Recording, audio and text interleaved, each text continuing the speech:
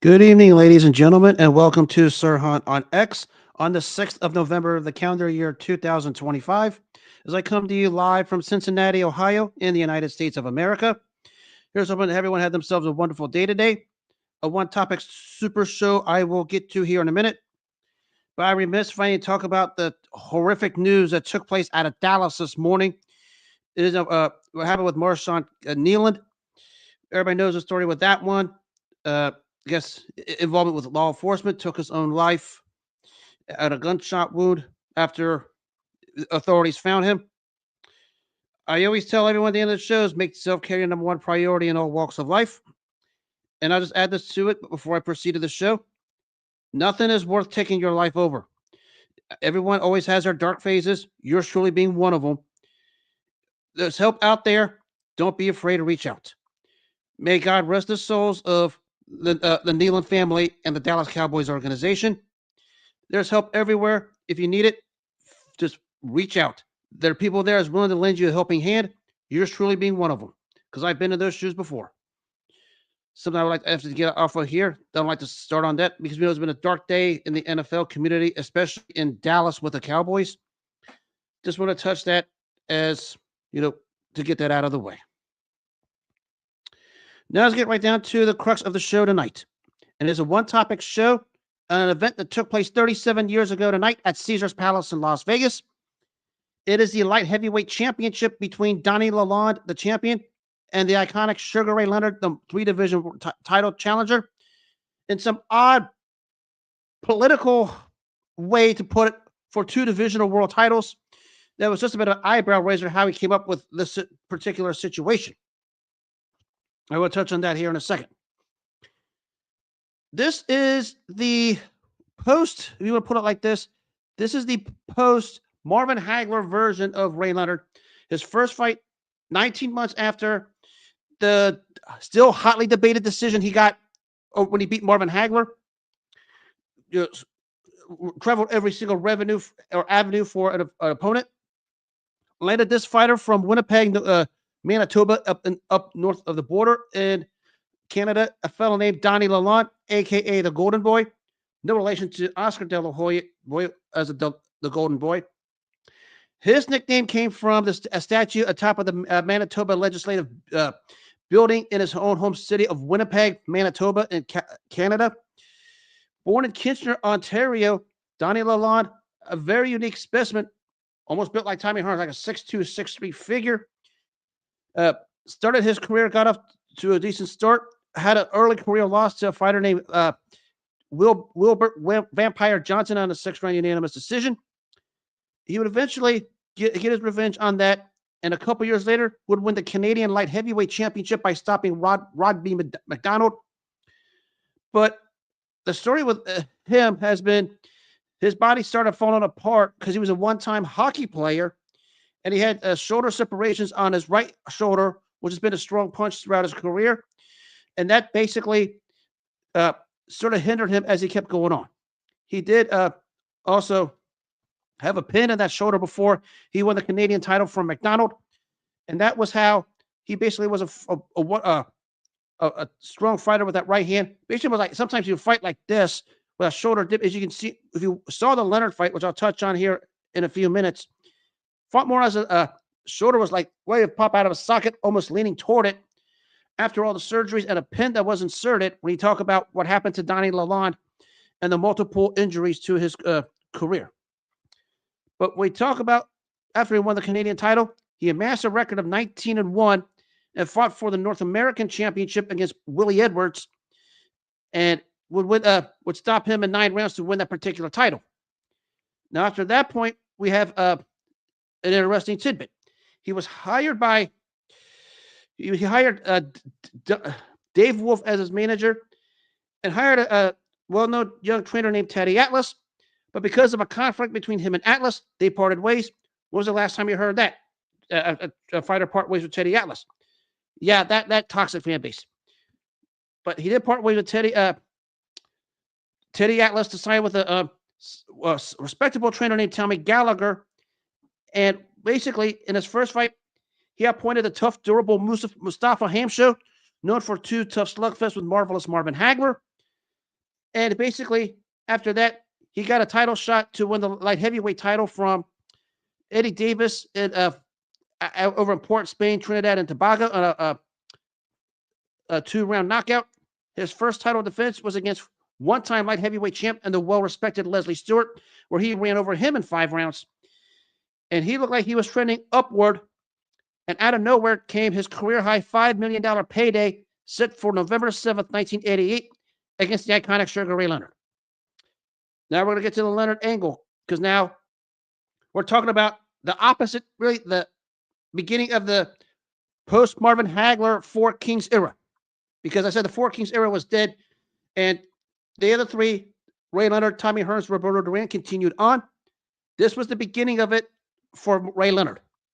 And everybody knows just how hotly debated Leonard Hagler was 19 months before this at the same Caesars Palace Arena. We talk about this particular fight and this particular showdown for Leonard. This was also his first fight after having the great Angelo Dundee in his corner. Mutual parting ways due to, being able to agree on dollars and figures. Dundee thought he was worth more than what Leonard was offering. And also some of the old management team decided to part ways because they thought Leonard should have just hung it up for good after the Leonard fight. Understood, because that was probably his glorious moment, his biggest and most surprising win of his career at that point. But he did manage to move on, and we talk about this facing this particular fight. This fight was set for the light heavyweight division for the light heavyweight championship that was held by Donny Lalonde. But in the middle of there, they decided that same governing body wanted to add the super middleweight title, so Sugar Ray Leonard could make this claim of having world titles in 5 weight classes, even though it was basically his 4th weight class due to the alphabet soup wrangling, which started to expose itself at this point. That was why this was for 2 division championships simultaneously for one of those governing bodies. And that's what this basically happened, that it took place. When you talk about Lalonde and Leonard, this was an odd buildup. I mean, the question was, when this took place, this was actually promoted by Titan Sports. If you know the wrestling industry, then Vince McMahon, he was a part of it. Basically, we talk about the split between Dundee and Leonard. That's, of course, one of the bigger questions. How would Ray Leonard respond to a trainer outside of Angelo Dundee? Went to Jose Pepe Correas, among many others in that corner. When you talk about how this fight started to generate together, it was basically for the light heavyweight championship, but they would agree to the 168-pound limit, more to the advantage of Ray Leonard. And Donny Lalonde apparently had a weight cut to make it, but he still managed to make the weight. Even was a touch on at the post-fight of this. He said he had no problems making it, although that raised questions for down the line. So we're talking about a fight for 2 titles in 1 weight class, and you have a fighter at 175 coming down to a lower level so he can fight for a vacant championship. So whoever won could say they won 2 world titles in 2 weight classes, or if Ray Leonard won, it would be world titles in 5 weight classes. How we got there is something I just still can't wrap my head around. Again, it's not a shot at Sugar Ray Leonard or Donny Lalonde. It's a shot at how the sport had become. So when we talk about this particular fight, also had a joint partnership with Coors Brewing Company, which basically was a financial bonanza at that time because basically Leonard pocketed $20 million, Donny Lalonde $5 million. At that time, one of the highest grossing fights in the history of the light heavyweight division. So we get to the buildup, and at the weigh-in, Ray Leonard refused to shake Donny Lalonde's hand, which prompted Donny Lalonde to say, and to pick up the microphone as if to say, I'm not fighting a welterweight. I'm fighting an old fat welterweight. So they basically called Sugar Ray Leonard an old fat welterweight who was basically, you could probably say, overfilled getting to that limit. Now, let's say Lalonde had to come down. So Lalonde's nice. He's fighting. It's a case of naturally bigger guy versus naturally smaller guy. So this is what we had. We talk about this particular fight that took place November 7th, 1988. Nobody knew who Donny Lalonde was. I mean, he won a world title, but he wasn't going to have the namesake of some of the other fighters Sugar Ray Leonard fought and beat. I mean, come on. We talk about Marvin Hagler, Wilfred Benitez, Tommy Hearns, Roberto Duran, just to name four of them. So there's a lot of curiosity, a lot of who's who, and all that curiosity basically netted this guy into the payday, and this would turn out to be a super event on paper, but we turned out to be a lot more than what people bargained for, because there's a case of curiosity turned into generosity, and all that turned into a fight, and a fight more. Sugar Ray Leonard got more than he bargained for, because Leonard was banking on being under the big lights of Caesar's Palace in Las Vegas, which we know in the 80s, that was the marketplace for marquee fights and marquee fighters. Think of the being under the bright lights was going to get to Donny Lalonde, and Leonard was going to capitalize. Donny Lalonde had other ideas. We go into the particulars of this particular fight. Donny Lalonde, of course, had the size advantage, height, reach. It was like we're seeing almost like a mere parallels of the fight Leonard had with Thomas Hearns, because Lalonde was a built type, like 6'2" in the 175 weight class. We talk, and this fight, it's going to be it was one of two ways. That, as Larry Merchant pointed out, it was either going to be Patterson Johansson, where both fighters hit the floor, or Spinks Cooney, where the small guy just outboxes the taller guy till the taller guy just gives in. And that's what Michael Spinks did to Jerry Cooney a few months before this. But what we had was something nobody could see coming. And despite all of that, Leonard, who started as a solid favorite, dropped down to only as much as 3-1 going into this out of nowhere due to age, inactivity, and not and questioning whether or not he would make the actual limit and still be the fighter he was the previous careers. But we start this particular fight, and early on, Donny Lalonde and the size and his reach controlled the early part of the fight, kept Leonard at bay, and Leonard the occasional right hands. In the first 3 rounds, he controlled the tempo of the fight, and used the ring. Great, he was a one-arm fighter, as I said. Slumped the shoulder because of all the shoulder problems he had going back to his hockey years in the late 70s. Had a pin inside of it. Then the real drama came in the 4th round, when out of nowhere, a 1-2 almost toward the back of Leonard's ear put Sugar Ray Leonard on the canvas for the 2nd time in his career. And Donny Lalonde looked like he had this thing fully under control, and looked like he was going to run away, seize control, and probably pull somewhat of a shocker. But there's a reason why Ray Leonard was Ray Leonard. And after he got knocked down, Lalonde won the 4th round. As the 5th and 6th rounds started to go on, Leonard started to use his speed, get inside, put the combinations together, show the world why he was Sugar Ray Leonard, the fighter of the 80s. And now he has Donny Lalonde on the defensive. And even though Lalonde had his moments, it was a case now of, instead of Lalonde controlling the pace, Leonard dictated the pace by getting inside and winning exchanges with a taller fighter. Just get in, use a hand speed, get out. And we fast forward to toward the end of round 7, where Leonard really seized control. And as the round came to an end, he pinned Lalonde on the ropes, a left-right combination that hurt him. And then Leonard showed the speed, had Donny Lalonde wobbling to the corner, Leonard taunting Lalonde as he was going back to the corner to end round 7. And you had the feeling Ray Leonard was going to seize control and win the championship. But rounds 8 and 9, Donny Lalonde stood his ground and went punch for punch with Sugar Ray Leonard, where both guys were hurt multiple times. till out of nowhere in round 9, two perfectly placed left hooks, and now Lalonde is in serious trouble. Leonard putting on left rights to the body and head. Lalonde unable to defend himself. Then as Lalonde started to turn away, a perfect left hook. Down went Donny Lalonde finally. And as Lalonde was trying to beat the count, Leonard parading across the ring. Lalonde looked gassed and hurt. Looked like the referee was going to stop it. But moments later, Leonard pours it on. Then the left-right combination, which had Donny Lalonde in the time to take a nap position on the canvas.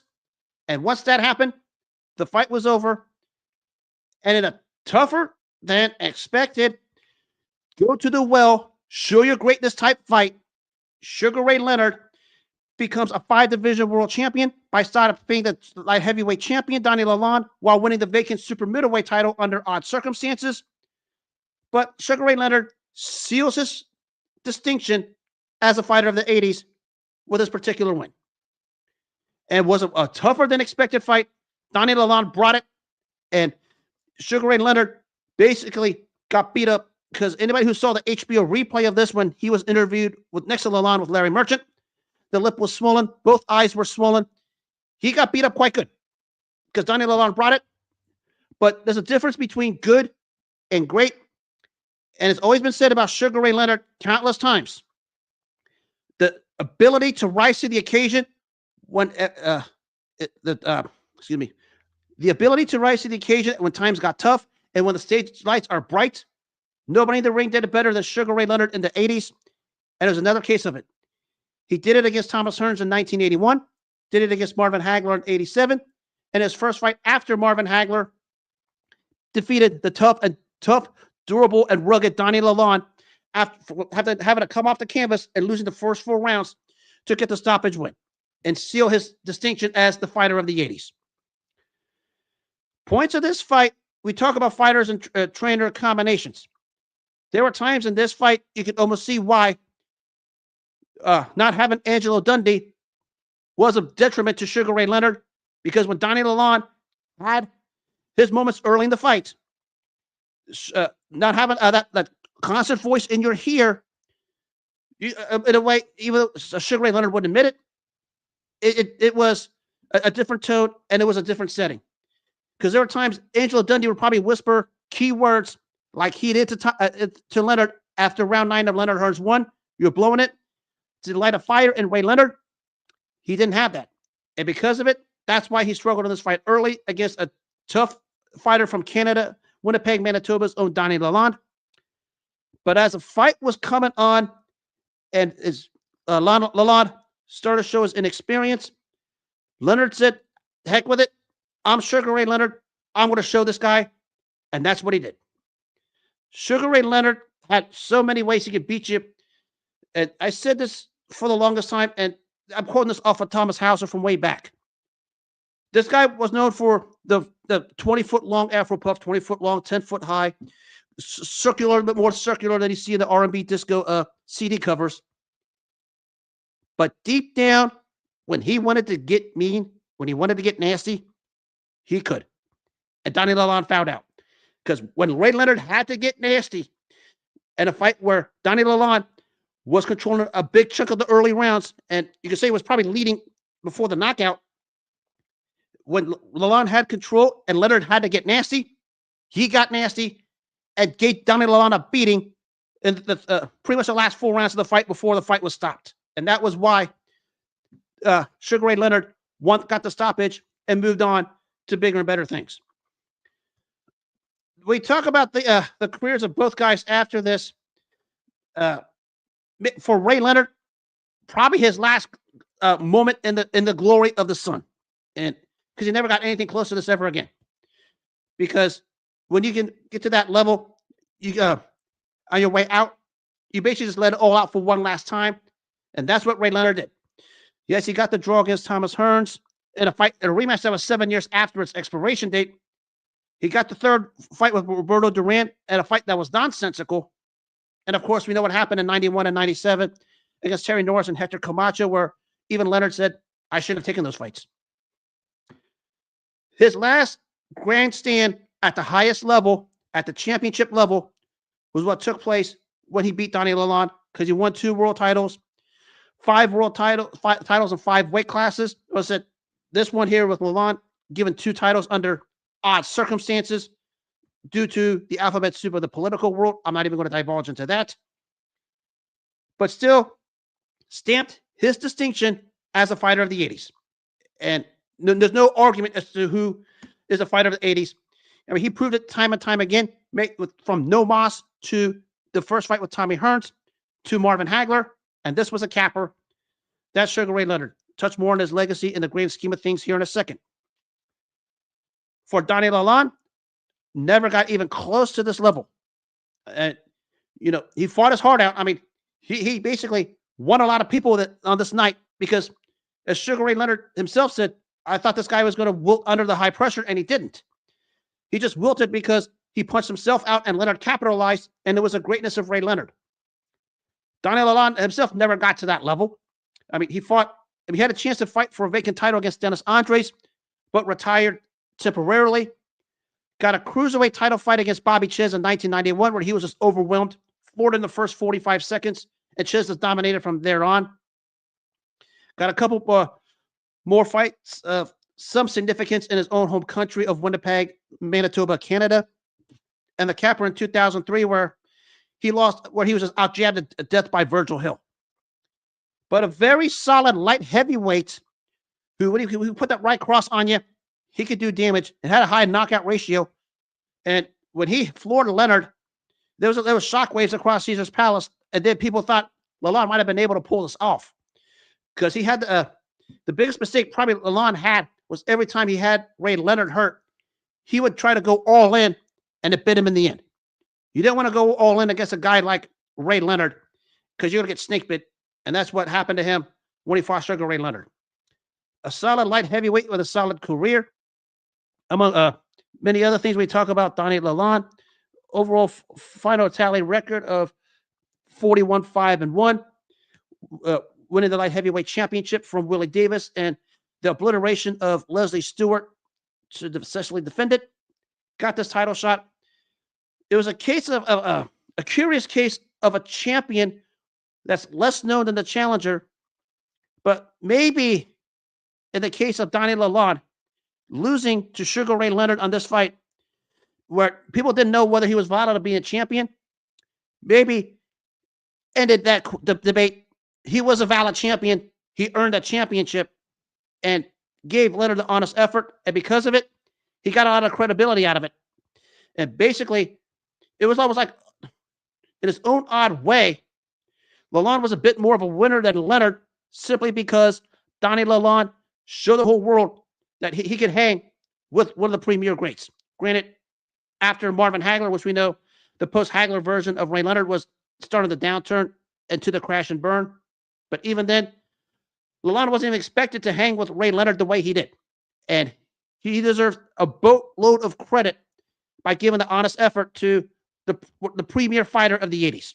And I mean, there's no number 2, number 3, number 4 in the 80s. There was one fighter of the 80s and one only, and that's Sugar Ray Leonard.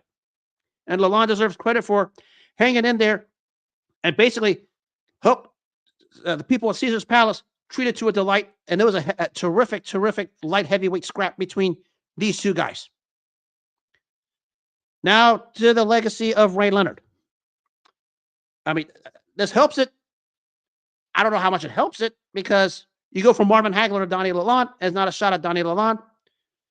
Doesn't really do much because his legacy was already intact. But the only thing you get out of this, he sealed his fate as a fighter of the 80s. And anybody who puts any other fighter as a fighter of the 80s needs to check for CTE, because there was one fighter worthy of that distinction, and that is Sugar Ray Leonard, period. Roberto Duran, Thomas Hearns, Ayub Kaluli, Marvin Hagler, Donny Lalonde. That's all I need to know. Beating they were champions when Leonard beat him. I mean, you gained the title from Duran after losing it to Montreal. And we know what happened with that scenario, the rematch with Domas. Beating Ayub Kaluli, a very rugged, tough southpaw who hung in there very well against Leonard for as long as he could, until Leonard's greatness took over. And of course, the super fight of September 16, 1981, to clean out the welterweight division. That's what he did. In a similar fight, like to the Lalonde fight, where Leonard had to dig deep and dug deep. And of course, April 6, 1987, against Marvin Hagler. We know all the story with that one. Still debated 38 and a half years later, but still, Sugar Ray Leonard got the win. And the capper was what took place 37 years ago against a tough, solid light heavyweight champion of Donny Lalonde. After having to come off the canvas, losing the first 4 rounds, to dig deep and find a way to get the stoppage on Lalonde to win the light heavyweight championship and mysteriously hold the super middleweight title. Again, boxing politics involved in that. But it doesn't deter the fact that this guy from 80 to 80 till from no mas till what took place against Lalonde, that was his era. And the fighter of the 80s, bar none, not even close, belonged to Sugar Ray Leonard. He found he had so many ways he could beat you, and this is the biggest misperception of this. People thought he was just a stylist who would just utilize the ring, use his speed. Sugar Ray Leonard was not afraid to mix it up. I mean, even in the loss to Roberto Duran the first time when they fought in Montreal, he went toe-to-toe with Duran. Grant, he was provoked into it because of all the taunting Duran did to him and his wife. And even Leonard said, Roberto Duran got to me. I wanted to beat him up. But he showed he can hang toe-to-toe with Ray Leonard. And having to dig deep against guys like Thomas Hearns and Donny Lalonde, when he was trailing in those fights, having to dig deep, go to the well, and go at you when he needed to, and get mean and nasty, he did it. Sugar Ray Leonard was one of those once-in-a-lifetime generational talents we'll never see in the sport, ever. Because that's how terrifically great Ray Leonard was. I mean, when you have to... At least we can see anybody can dominate in any sport. Sometimes you're so far up ahead, and you're so dominant, you can dominate. But maybe what makes a fighter like Ray Leonard tick and makes him great is when he's faced with some kind of adversity. And he was that a lot in his career. We all know this, in and out of the ring. When he's faced with adversity and had to rise to the occasion at some of the biggest events against some of the greatest opponents at the biggest stages of them all, he went to the well, he dug deep, and he did the job. No mas, Ayub Kaluli, the first super fight with Hearns, the real super fight with Marvin Hagler, and the capper was Donny Lalonde. That should tell you just what Sugar Ray Leonard was and what he was made of. And there's another misperception that even he takes exception to, that people thought this guy was born with a silver spoon in his mouth. This guy had to work as hard as any fighter in boxing history. I mean, there's this perception that he had an easier road than Marvin Hagler. I mean, granted, there's a bit of a perception thing. I touched on that in my Leonard Hagler show. I'll probably touch on that 50 more times down the line. But Sugar Ray Leonard had to bust his chops in the gym to achieve what he achieved in his career. I mean, he didn't just sit down and just have belts laying on his lap, or the 1976 gold medal laying on his lap, or his amateur accolades on his lap. He had to go in there, basically put his body through hell the same way Marvin Hagler did, among many others. And basically, he had to go out there and earn it. And I can even trace back to in 1978 when he beat Wilfred Benitez to win the welterweight championship. Yes, Sugar Ray Leonard had to work as hard as anyone. Granted, everyone, the perception is Marvin Hagler took the hard road, and Marvin Hagler certainly did. No denying that. Marvin Hagler did take the hardest road possible. But does not act like Sugar Ray Leonard was gift wrapped anything, because he wasn't. He had to go out there and earn it just as much as Marvin Hagler did, because you don't just let Tommy Hearns turn your face inside out and then just out of nowhere expect Hearns to fall right in front of you. He had to go out there and get that guy to win the welterweight championship in that unification fight in 81. That's what Sugar Ray Leonard did. He had to dig deep against Donny Lalonde after Lalonde won the first 4.5 rounds. He did that, and Leonard had to dig deep. That's why Sugar Ray Leonard is the fighter of the 80s. Probably argue a top 20 all-time great pound for pound. And we're talking all-time pound for pound. He has a worthy distinction of it. Because when we talk about doing things on a first-time basis, he did it. Granted, Leonard had the all the news and the glamour and the glitz. We talk about being on the news channels, the shows, the commercials, and people think with that he was spoon-fed or gift-wrapped an easy career. He wasn't. He had to work as hard as some of the other all-time greats had to do, and because of it, that's why he achieved what he achieved. The fighter of the '80s.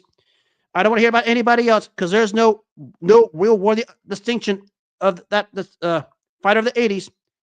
There was only one fighter of the '80s and one only, from Baltimore, Maryland, Ray Charles Leonard, aka Sugar Ray Leonard, and he was a man amongst boys.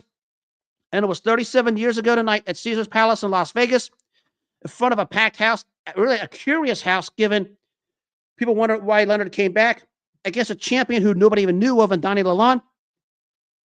After losing the first 4.5 rounds and being floored in the fourth, rising up and stopping the great and tough Donny Lalonde in 9 rounds to win the super middleweight and light heavyweight titles, to become a 5-time world champion and solidify his distinction as a fighter of the '80s. There's no other discussion for that distinction. There's one and one only, and that's Sugar Ray Leonard. Just a standout career. And there's a lot of misperception of some of today's fighters thinking how this guy would handle fighters of today. I talked about this the other night with Larry Holmes. And I also said this, some of the greats at that time. Maybe the biggest one with Ray Leonard fits this better with him than some of the others. The psychological warfare. You're not going to win any kind of psychological matchup with Sugar Ray Leonard. The only one that did was Roberto Duran. But even Leonard said if he had to do that all over again, he would have let Roberto Duran get to him, because we know what happened in the rematch with No Mas. You're not going to find a way to mentally break Sugar Ray Leonard, no matter how hard you try. Because as Sean O'Grady, the great commentator for USA Tuesday Night Fight, said, 90% mental, 10% physical. The mental aspect is what made Sugar Ray Leonard tick, and that's why his place in history is secure. All the physical attributes, obviously, the speed, the flamboyance, the ability to put combinations from the body to the head to the body to the head in rapid fire fashion like none other during that time. But it was right here where Sugar Ray Leonard mastered the ring. Just a standout top 20 all-time great fighter of the '80s. I don't want to hear about anybody else. If you have anybody else, you better have a good reason for it, because Leonard did it at the greatest stage against the greatest opponents. Shout out to Ray Leonard and Donny Lalonde, two ultra standout fighters. Of course, Leonard peaks and valleys above anyone of that time. Hope Donny Lalonde's doing well also. Solid fighter. Just after the fight, and even after the title loss of Bobby Ches, faded into obscurity, but still had a good run as a light heavyweight. Won the title, beat a respected Leslie Stewart. Wiped out Leslie Stewart. Donny Lalonde was that guy at that time, and pushed Leonard to the limit, to where he forced Leonard to go to the well. What more can you say? Actually, if you guys want to YouTube a good fight, go ahead and watch that one, and watch the post-fight interview on the HBO replay version with Larry Merchant, and look at their faces after the fight. Because you got to fight at a better than expected fight. It was probably a fight of the year candidate, because it certainly was that damn good. That's what made this fight and those two fighters terrific on this night 37 years ago at Caesar's Palace. I've said this about, we talk about multi-division champions. That was at a time when, it was a first. Tommy Hearns got a few days before, when he beat James Kinchin, albeit there was a governing body that just came out of nowhere. Multi-division champions these days don't carry the weight people think they do. Back then, if you can do it, it's not the fact they did it. They did it against elite fighters at the best they had to offer.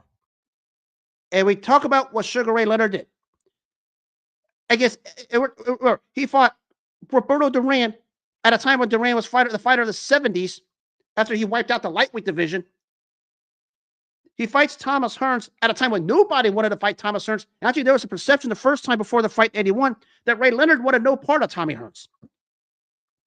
And then we know that the whole saga with Marvin Hagler, a lot of reasons for it. I'll leave that as it is.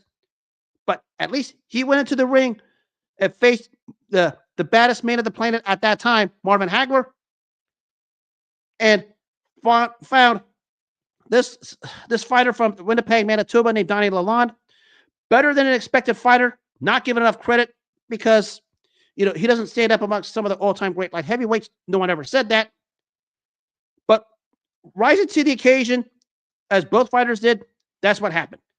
And Sugar Ray Leonard, when he became a 5-division world champ, was the first legit one to do it, and it set the stage for many things to come when it comes to multi-division world champions. Granted, it's the alphabet soup world, and that it started to become out of control at that point, but it didn't matter. When you're Sugar Ray Leonard, any belt you hold has credibility because it's the fighter that makes the belt, not the belt that makes the fighter. That's one thing every individual in the fight community needs to understand. Fighters make the belts, belts don't make the fighters. If you're one of those that think that belts make the fighters, get the hell out of the sport. I don't want to talk to you ever again. And Sugar Ray Leonard, every time he wore a belt, gave it all the credibility he wanted to. That's all it is to it. Terrific fight, terrific showcase, 2 standout light heavyweights, and a better than expected fight that, as I said at the beginning, no one knew what to expect because there isn't really any footage of Donny Lalonde outside of the knockout of Leslie Stewart, unless you were living in Canada. But better than expected. But all credit to Ray Leonard for showing why he was a fighter of the 80s. Case closed. And on that note, that'll wrap up this edition of Sirhan on X.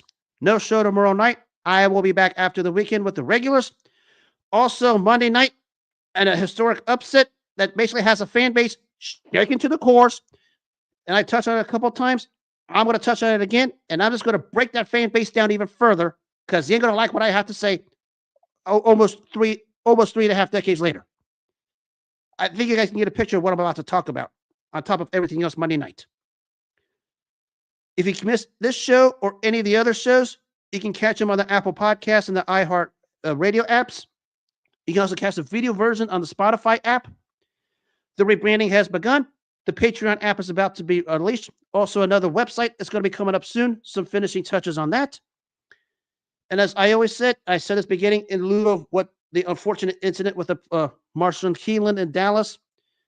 Always make self-care your number one priority in all walks of life. Take care of yourself first, and all the good things will come your way. Nothing is worth taking your own life over. Believe me, yours truly has been in that situation before. Reach out. There are people that will help you. This guy being one of them. My hand is here. I have ears. I will listen. Make self-care your number one priority in life. Never think about taking your own life. Do all that. All the good things will come your way. If you don't focus on yourself first, nothing else matters. And on that note, I will wrap this show up. No show tomorrow night. Enjoy the tomorrow night and the weekend.